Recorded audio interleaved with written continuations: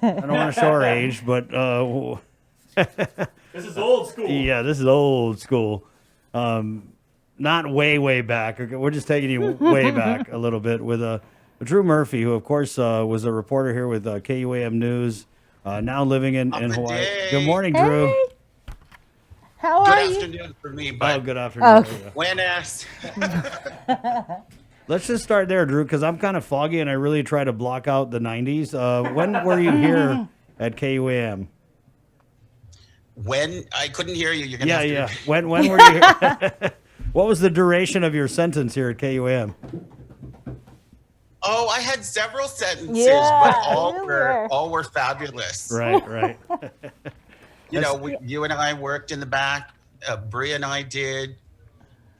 Jason was.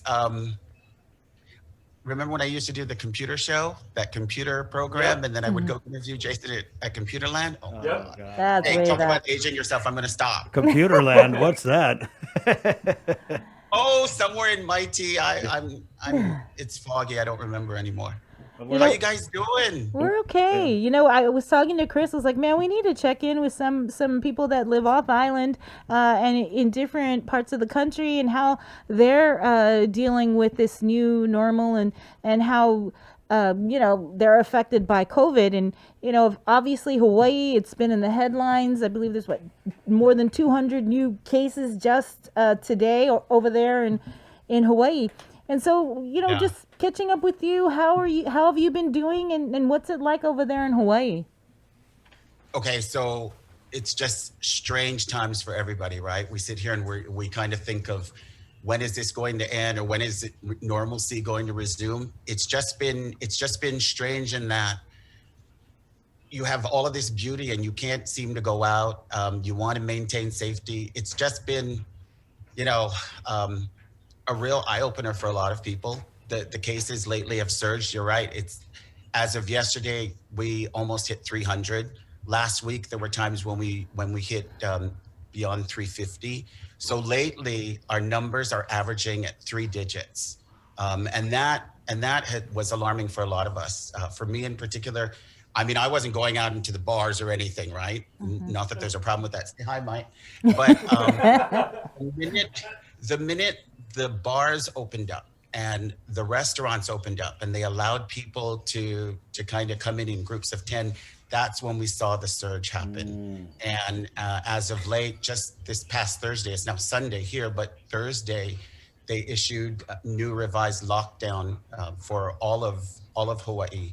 And beaches are closed. I mean, you can head to the beach, you just can't congregate and mill about on the actual parks and the shoreline, but you can head into the water. You can hang out in the water as long as you like, but you can't hang out at the beaches. Hiking trails are closed. Parks are closed. The only thing, and then bars finally were closed again.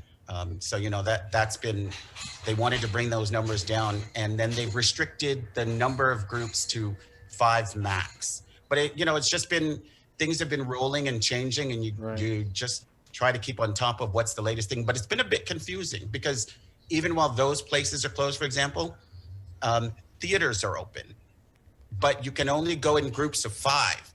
So everyone's just trying to find their new normal, trying to find out, you know, how do we fit it into what we're doing. And it's just been really, I never thought that I'd live, you know, we'd see these situations. Yeah. And certainly as a reporter, we've covered our fair share of situations, but this is something that I never thought I'd experience, but it's been eye-opening. And who knew I could garden? Right. Well, looking at your Honey, Facebook. I'm growing cucumbers Yeah. and tomatoes and bitter melon, all of that. And I'm thinking, okay, well, now I got a crop rotation going, and my hat's off to farmers who do it 24/7. Right. Lord. Well, I mean, looking at your Facebook, obviously, I wouldn't say you got a green thumb. I think you've got, you know, green hands. But Drew, let's go back to these, because it kind of sounds like a lot of your new lockdown orders are very similar to what we're now experiencing on Guam as of Friday. You can't go to the parks, you can't go to the beaches. for individual exercise, and they're saying that this is because when they did allow it, people took advantage of it. So I guess what are the reactions from maybe you and your friends about these new measures that were implemented in Hawaii, and what does the public think of them? Well, initially everybody, of course, was dying to get back to some sense of normalcy and being able to gather with friends. I mean, we had been locked up for months, and of course, the silver lining is, hey, of all the places we could be locked up, it could be worse. I mean, we're fortunate to live in an area just like Guam where it's very beautiful, but when the restrictions were initially lifted, when it seemed that we flattened the curve in the sense and we were doing fine, when those restrictions were lifted, everybody started to head out. And I mean, it was like madness. Everybody wanted to go to the beach, understandably. They wanted to congregate at the beach. They would gather with their families, but it was still in groups of 10. From there, that's when we saw everybody just hanging out. Whereas it was initially regulated where you could go to the beach, but you had to distance, those lines started to be blurred. And then when the bars opened up, everybody was looking forward to just linking up with friends. But it was about, when you sit there and you're having a drink with friends, then your defenses are down, you let your guard down, masks come off.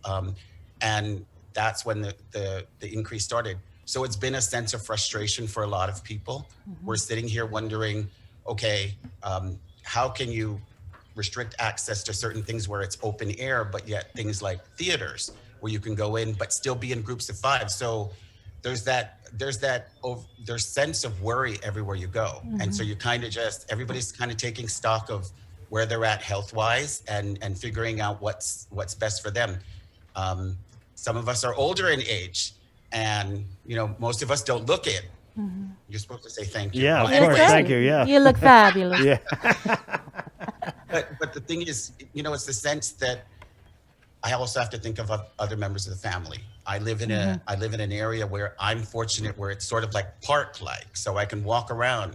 But I think of some friends and family who are in condos, for example, and don't have and they're confined to those small spaces. So I count my blessings. We're all just kind of taking it in stride, with the understanding that, I don't think, we all want to get through this and we all want to resume some sense of normalcy, but I think it's collectively, we have to figure out what's that new normal, right. What's it going to be like? Because it's.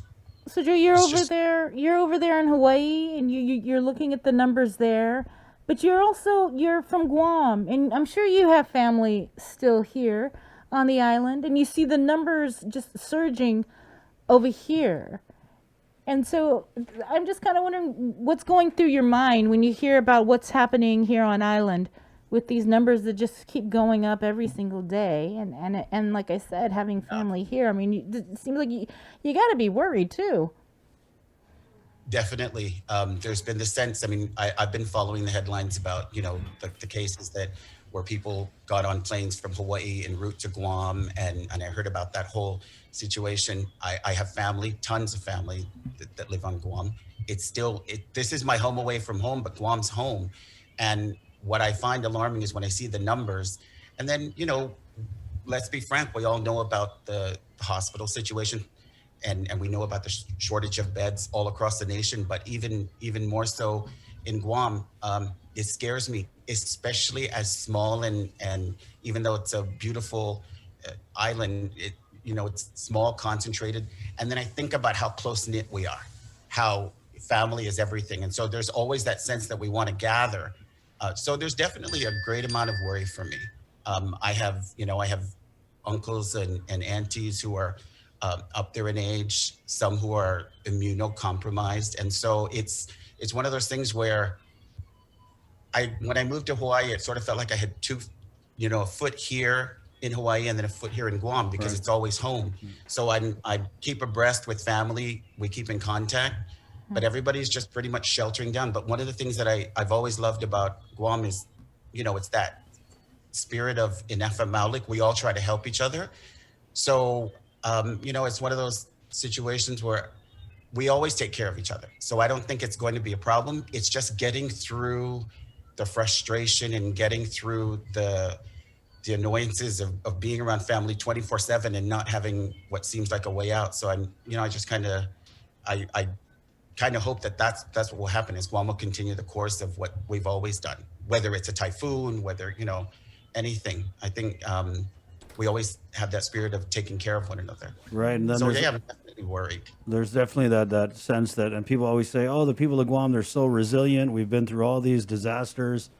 We've bounced back, super typhoons, economic crises. But this one is really testing that resiliency because, like you said, we're very similar. In Guam, we had our own little stretch where it was, 0 cases, 1 case, 0 cases, 1 case, peak or 3. People were out doing the same things that you said they were doing in Hawaii. But these are things that our government said it was okay to do. So, I mean, did they, maybe not use the best judgment? Yeah, sure. But we're really in this for the long haul, Drew. So how do you, when you talk about we want to return to normal, we want to return to normal, for me personally, those are dangerous feelings to have because being in the media and knowing everything that's going on, we're not returning to normal anytime soon. Yeah. So when do you kind of like make that decision to steel your mind and to kind of realize that this status quo we're in now, as excruciating as it is the new norm? Yeah, definitely, it's the new norm, and I think when I say a return to normalcy, whatever that is Right. down the road, it's just to kind of take what we've gone through now, what we know about resiliency, especially living on Guam and living through trying times, is to be able to forge what that new normal is. Right now we've had cases where a lot of the grocery stores, employees have tested positive. And so of course that's alarming for a lot of people. So what a lot of the places have done is they, instead of just ordering online and doing curbside pickup, they actually do delivery. So we're going that route.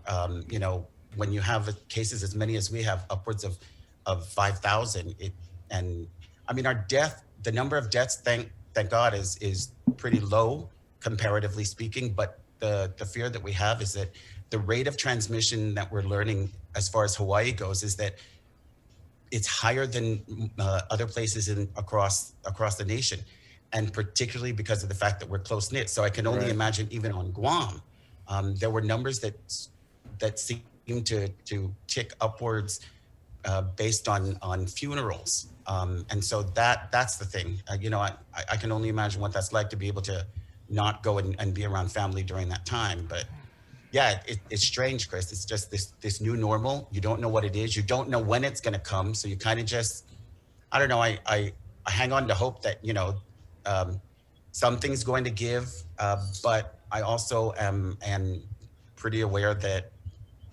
it's something that it's uncharted territory. You're right. We don't know how to deal with this. It's something, there's not a playbook. Mm-hmm. I just think of the Manamkuk and those who have survived wars and lived through liberation. And I'm like, okay, look, if they could get through that, then we can get through this. And so what would they do?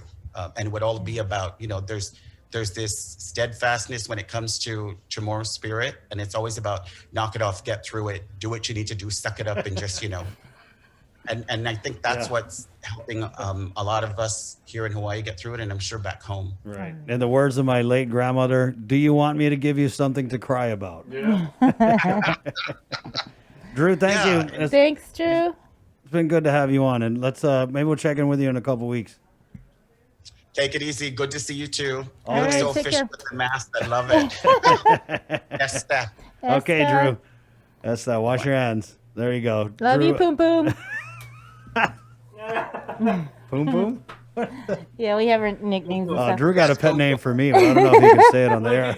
I miss him. We used to have our Lonely Hearts Club There dinners. you go. Oh, Lord. And oh gosh, Drew can cook. Lonely Oh, my Hearts Club dinner. goodness. Yeah. Had to be These there. days they would call that a therapy session. Right.